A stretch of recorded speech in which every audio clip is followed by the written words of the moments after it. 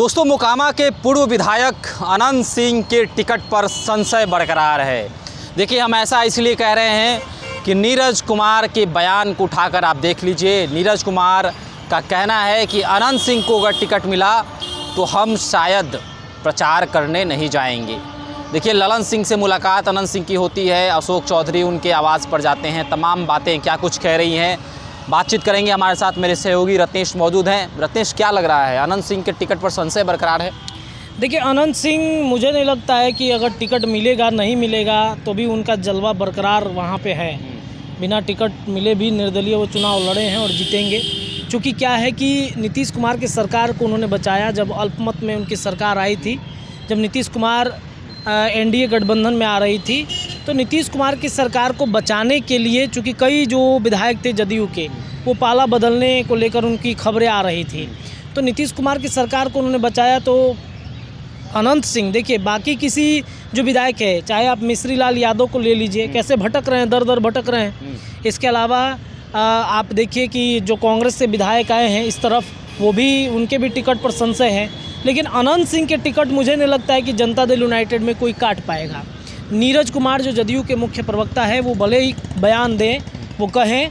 जब जेल से पहले ही दिन अनंत सिंह निकले थे, रिहा हुए थे, तभी नीरज कुमार का बयान आया था कि क्या टिकट फाइनल हो गया, क्या जेडीयू ने फाइनल कर दिया क्या। तो नीरज कुमार का ये बयान देना, नीरज कुमार और अनंत सिंह के बीच में आपको याद ही होगा कि 36 का आंकड़ा हमेशा से रहा है और कैसे एक दूसरे से भिड़ते रहे हैं। ये आरजेडी जब विपक्ष में, जब आरजेडी के खिलाफत में थे, मतलब माफ़ कीजिएगा, आरजेडी में जब अनंत सिंह थे, उनकी पत्नी जब थी तब भी वो बोलते थे, और जब साथ आ गए तब भी बोल रहे हैं। देखिए, मोकामा का सीट काफ़ी हॉट सीट है, वहाँ पे कई जेडीयू के अंदर ही गुटबाजी है। अब चूँकि अब अल्पमत में जब सरकार थी, जब उन्होंने बचाया, तो नीतीश कुमार का भी फर्ज है कि उनको टिकट दें, उनको, सरकार को उन्होंने बचाया है।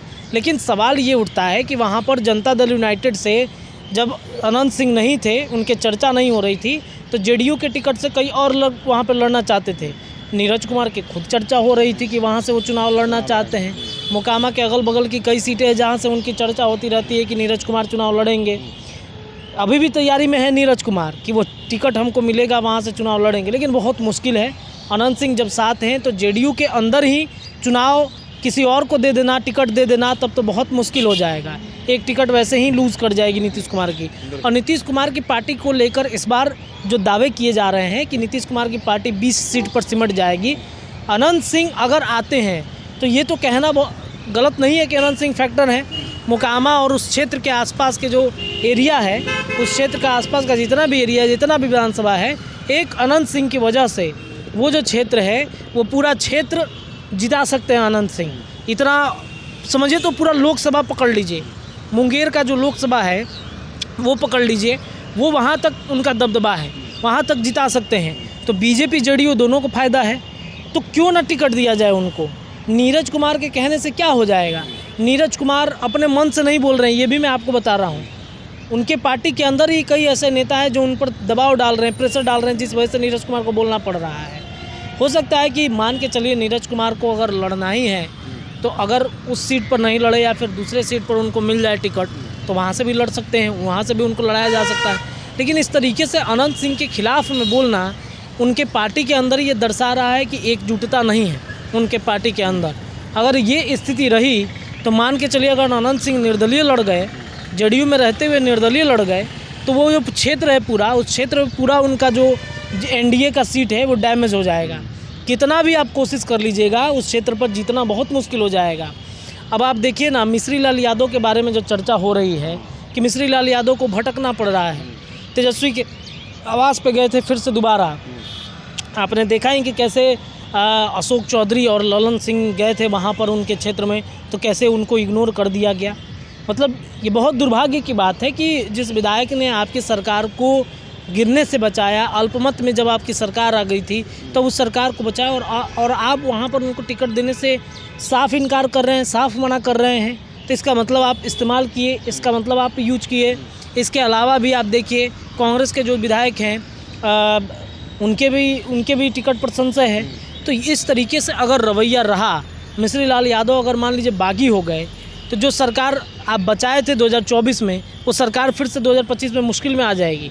वैसे भी तेजस्वी यादव का इस बार ये तो कहना बहुत सही हुई होगा, मुझे ऐसा लगता है कि तेजस्वी यादव की सरकार इस बार बिहार की जनता चाहती है कि तेजस्वी की सरकार बने। एनडीए में भाजपा ने आज तक अपना मुख्यमंत्री चेहरा नहीं दिया, तो एनडीए से नाराज़गी है बिहार में। लोकसभा का चुनाव कुछ अलग होता है, विधानसभा का चुनाव कुछ अलग होता है। तो एनडीए में नीतीश कुमार के चेहरे को लेकर के भी संशय है कि नीतीश कुमार का चेहरा रहेगा कि नहीं रहेगा। रहता भी है तो भी बिहार की जनता नीतीश कुमार के चेहरे पर, भले ही उन्होंने बहुत बढ़िया काम किया, बहुत अच्छा काम किया है, लेकिन नीतीश के चेहरे पर अब लोग उब चुके हैं। लोगों को नहीं लगता है कि अब नीतीश कुमार काम कर पाएंगे। एक आध साथ चलेंगे, उसके बाद जबरन फिर वहीं कुर्सी के लिए मारामारी शुरू हो जाएगा। तो ये इस बार संकट में सरकार है। और अगर अनंत सिंह अगर टिकट नहीं मिलता है, उनको बागी हो गए आगे चल के, तो जो सरकार पहले से डाउन चल रही है उसकी स्थिति और डाउन हो सकती है। तो नीरज कुमार के इस बयान से, और ये भी मैं कह रहा हूँ बार बार कि नीरज कुमार अपने से नहीं बोल रहे हैं, पार्टी के अंदर जो गुटबाजी है उस गुटबाजी में नीरज कुमार से बुलवाया जा रहा है, प्रेशर डलवाया जा रहा है। देखिएगा आने वाले वक्त में नीरज कुमार साफ हो जाएंगे और अंततः मतलब नीरज कुमार अपने व्यक्ति को लेकर के, मतलब अपने विचार को लेकर के स्पष्ट हो जाएंगे, अनंत सिंह पर साफ हो जाएंगे कि उसके बाद क्या करना है। जब टिकट मिल जाएगा उनको तब आप देखिएगा, तब कई कहानी अलग तरीके से बदलते हुए नजर आएगी। को जो आज भेजा गया है तो अशोक चौधरी जो मिलने आए हैं, तो डैमेज कंट्रोल के लिए मिलने आए हैं या फिर उनको पता चल चुका है कि ललन सिंह हो सकता है अनंत सिंह का पत्ता काट दें, तो अनंत सिंह से बातचीत किया जाए, कुछ साठगांठ की जाए? बिल्कुल, देखिए अनंत सिंह के बारे में चर्चा है कि भाई अब देखिए क्या है, यहाँ पर सबकी अपनी अपनी महत्वाकांक्षाएँ। जो अशोक चौधरी मिलने गए थे, स्पष्ट तौर पे हम बता देते हैं कि आपको पता भी है कि अशोक चौधरी के जो दामाद हैं सायन कुणाल, वो भी चुनाव लड़ने के फिराक में हैं, उनको भी चुनाव लड़ाने जाने की चर्चा है। तो अशोक चौधरी और ये तमाम जो लोग हैं जिनकी वजह से अनंत सिंह बाहर निकले हैं, अनंत सिंह को ये दिखाने गए हैं कि नहीं आप जेडीयू में ही हैं, आप जनता दल यूनाइटेड में ही हैं। भले ही अशोक चौधरी के कुर्सी को लेकर के बार बार संकट उठते रहा है, ललन सिंह की वजह से गुटबाजी किस तरीके से हावी थी कि यही नीतीश कुमार के आवाज़ पर ललन सिंह और अशोक चौधरी के बीच में कैसे तू मैं हो गई थी, दोनों के बीच में कैसे विवाद हुआ था। तो अशोक चौधरी चाहते हैं कि ललन सिंह को जेडीयू से टिकट मिले, क्योंकि अगर अनंत सिंह को टिकट मिल गया तो उनके जो दामाद हैं सायन कुणाल, उनके भी टिकट मिलने का रास्ता बिल्कुल साफ हो जाएगा। लेकिन ललन सिंह ये चाहते हैं कि भाई हमारा कोई आदमी जाकर वहाँ पर चुनाव लड़े।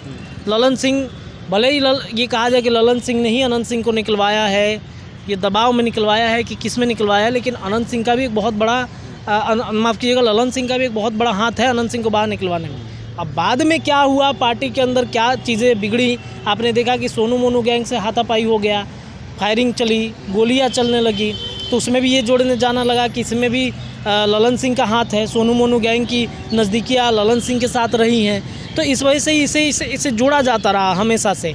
लेकिन देखिए अंततः होगा कि नीतीश कुमार अनंत सिंह को ही टिकट देंगे। अनंत सिंह भी गए थे मिलने के लिए नीतीश कुमार से, तो बात मुझे लगता है कि फाइनल हो चुका है। और इस बार मुझे ऐसा नहीं लगता है कि भाई, और इसमें एक बहुत बड़ी भूमिका भारतीय जनता पार्टी की भी होगी। भाजपा भी दिलवाएगी टिकट अनंत सिंह को, क्योंकि भाजपा को भी उस सीट पर अपना मजबूत स्थिति चाहिए। अनंत सिंह के मार्फत वो सीट अगर जीत जाएगी भाजपा तो एक बड़ी बढ़त होगी ना उस क्षेत्र में। तो इस वजह से पार्टी के अंदर गुटबाजी है, और अगर ये गुटबाजी नहीं रुकी तो पार्टी में अंदरूनी कलह की वजह से जेडीयू डैमेज हो सकती है। चलिए, तो क्या जेडीयू में अंदरूनी कलह है, एकजुटता की कमी है? तमाम सवाल उत्पन्न हो रहे हैं। जिस प्रकार अनंत सिंह चर्चा का विषय बन गए हैं, राजनीति के केंद्र में आ गए हैं, मिलने जाते हैं, मिलने आ रहे हैं लोग, तमाम चीज़ें क्या कुछ कह रही हैं, आप भी हमारे साथ कमेंट सेक्शन में अपनी राय रख सकते हैं। धन्यवाद।